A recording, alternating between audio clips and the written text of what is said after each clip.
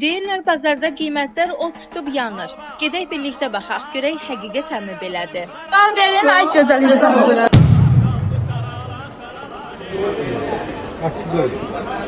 Zahranet mağazadan alım onu.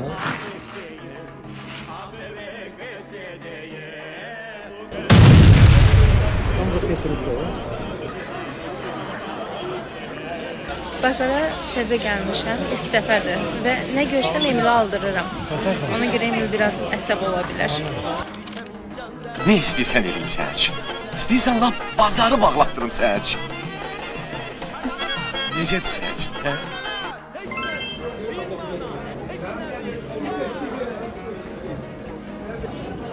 Bu da sarılardan gəlir.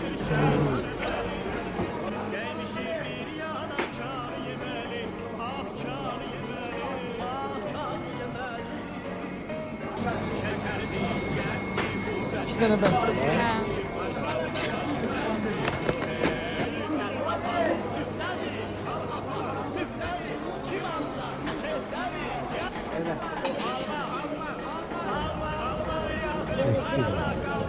Ey bir mana, heç nədir, gəl!